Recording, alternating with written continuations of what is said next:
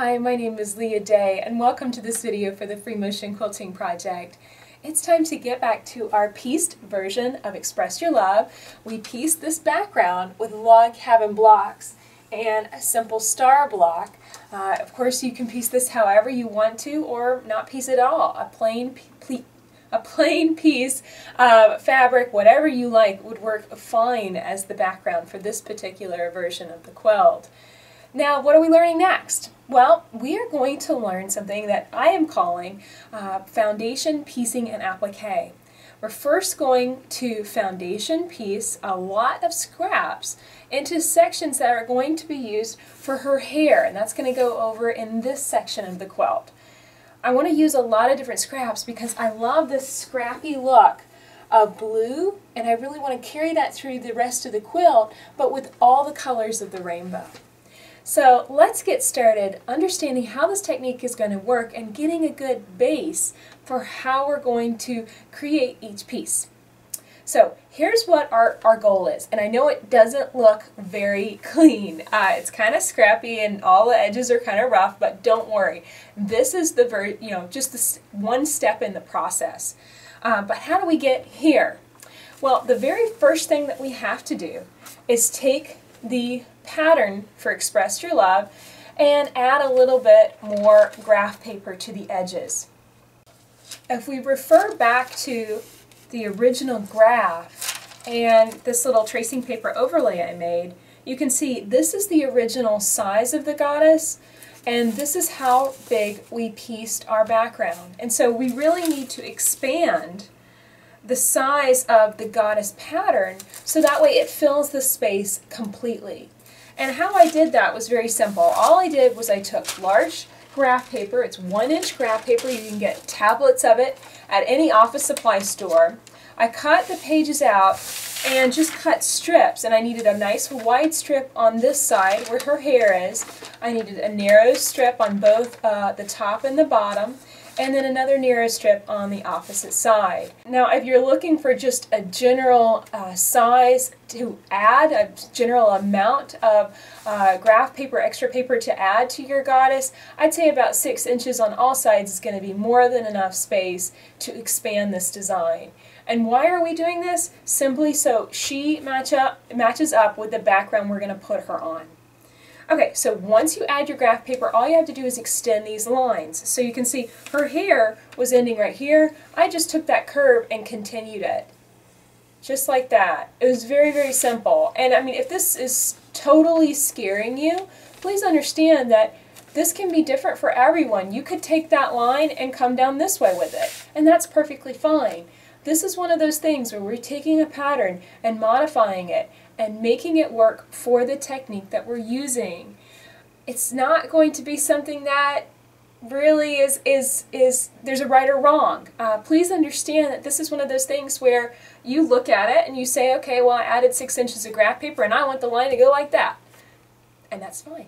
There is no right or wrong, so please don't let this intimidate you. This is actually very simple. We're just making her hair bigger.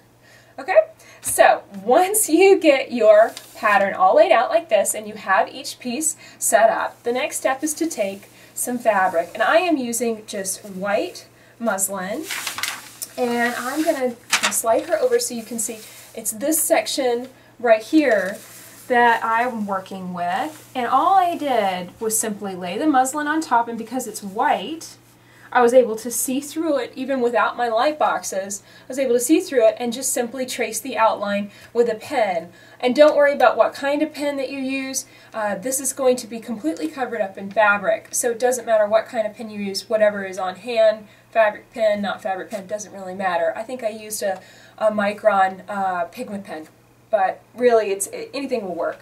Another thing that I've done is also figured out which color all of these are. I'm going to actually do a rainbow: red, orange, yellow, green, blue, purple, and red again. And this is actually taken from a beaded version that I'm working on of Express Your Love. And I really love this rainbow of hair effect. I think it's really gorgeous. So once I have my piece, and you want to do this with all her pieces of hair, all 7 pieces, and also write that corresponding color, whatever color you pick, onto the piece itself, so that way you know which one it is and you know what color you're working with. That's going to make things a lot easier down the road. Okay, so now we need to get this pattern out of my way. So I have my ironing board. I'm going to take my pattern piece and flip it over and give it a little press. Depending on what kind of pen that you use, this will heat set the pen. That's perfectly fine. Like I said, this is all going to get covered up with many layers of fabric. And that's the really nice thing about this technique. This technique is going to be easy because there's going to be so many steps. Tiny mistakes are not going to be noticeable. Honestly, I don't think that you can really mess this up, at least in theory. It's one of those comforting things where the motto I'm running with, at least with this, is you can always add more fiber. You can always add more strips, you can always add more scraps, you can always add more color, and everything's going to be just fine. Okay, so the next step, this is our foundation. We're working off of a foundation fabric. This is kind of like paper piecing, only with fabric as the base, so we're not going to remove this. This is going to go inside the quilt. But I still want it stabilized a little bit more than just the fabric. I want it to be a little stiffer, but not extremely stiff. So I have cut out a piece of French fuse. This is a tricot interfacing. It's fusible on one side. The rough side goes down onto the back of the fabric. The back side, the wrong side of our pattern piece. I'm just layering it out, and anytime that you have, little bits of thread or whatever, you want to pull that out, just because it might be a little distracting. And I want this cut so it's a roughly, it doesn't have to be exact, roughly 1 inch bigger than the pattern itself on all sides. And then you want to take a dry iron on pretty much a medium heat and just kind of test it first before you really stick your iron on it, because this tricot French fuse can be a little picky. It doesn't like to be hit by a real hot iron. You can't use that normal cotton setting that you use for starching and pressing your fabrics. So just make sure it's kind of a medium heat and test it before you really go at it.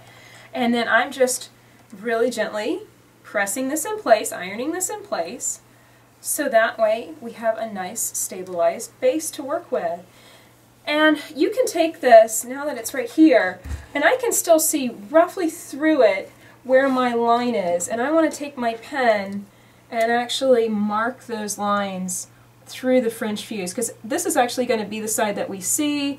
This does not have to be perfect. I'm just kind of getting myself a general guideline so that whenever it comes time to do the next step, to turn this into an applique, my life might be just a little bit easier for having this line marked.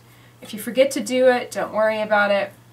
I actually forgot to do it on one of my pieces. It wasn't the end of the world. Your lines don't have to be perfect. This is really just a general guide that will make making the applique, turning all the edges under, just a little bit easier. And you can see I'm really just roughly sketching this out. It does not have to be perfect, not at all. Okay, give that another press. Make sure it's nice and fused.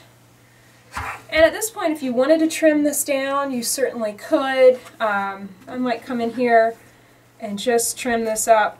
I don't want to get it too close to the piece itself. I want to leave at least 1.5 to 2 inches on all sides, so that way we have a nice stabilized foundation. And when in doubt, leave more fabric around the piece, because that's going to make it a lot easier to work with.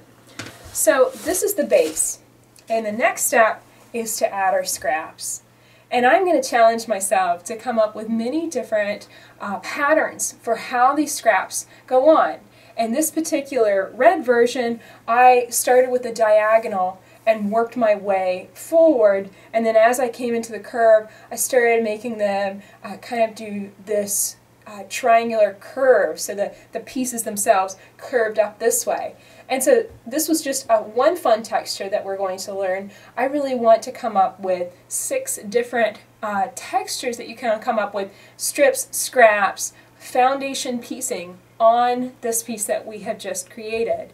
So this is just the intro. This is just the start of how we're going to create her hair. So please understand that if this absolutely doesn't make sense, you only got one piece of the puzzle.